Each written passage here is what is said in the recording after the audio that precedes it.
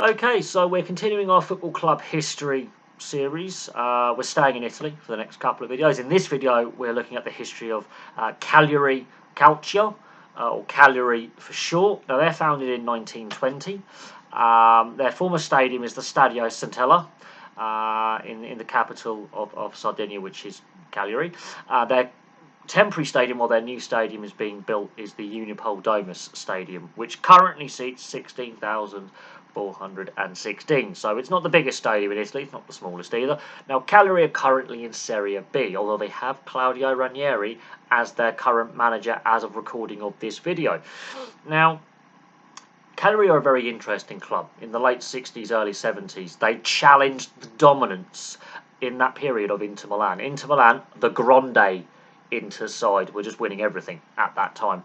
And then Cagliari come along and go, we're going to challenge you. Now, they only won one piece of silverware.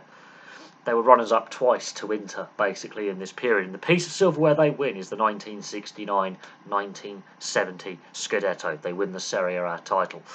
They were runners-up the year before in the 68-69 season, so they could have done it. They could have won more silverware. They didn't.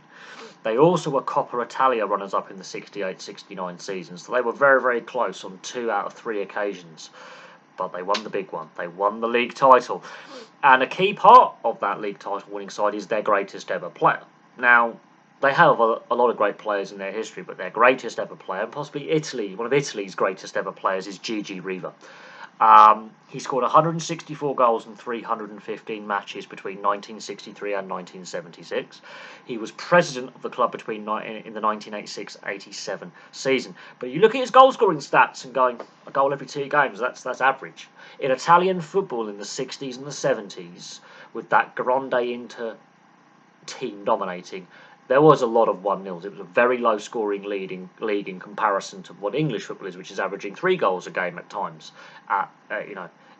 Italian football, a goal and a half a game was seen as acceptable. It was more defensively orientated. So to score a goal every 2 games in a league where there's a lot of 0-0s, a lot of 1-0s, is not bad going. And Gigi Riva is also the top goal scorer for the Italian national side historically, all time. His record still stands.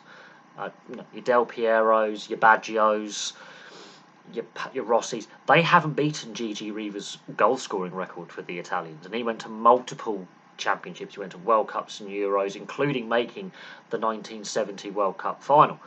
Gigi Riva, his record for Italian national side may never be broken. Now, here's a fun fact. Well, they're not the first side south of Rome to win silverware.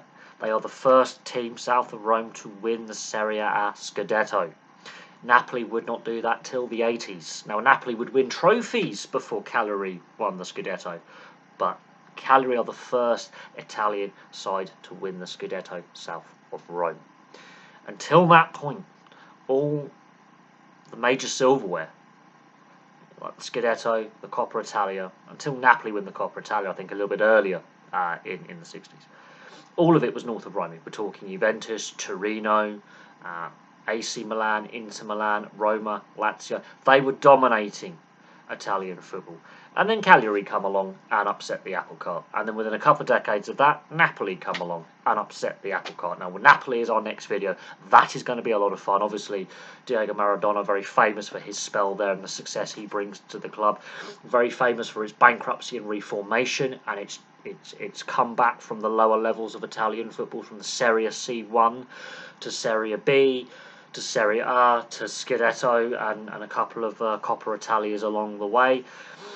Napoli is a very interesting club. They're the second club south of Rome to win the Scudetto. Cagliari do it first. And when Cagliari are at the top of Italian football, the Grande Inter side, the dominant Inter side of the 60s and 70s, were the top dogs. And Cagliari started to change all that. And of course, in more recent years, Juventus have had a long spell of dominance, Inter before them.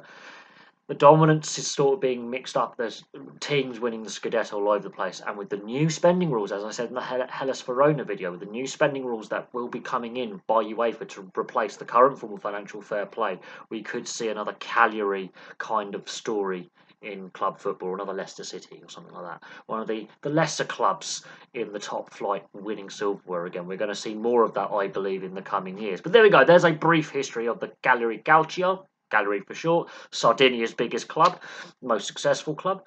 And from me, thank you very much for watching. Place your thoughts in the comments section below, and I'll have some more content for you very, very soon.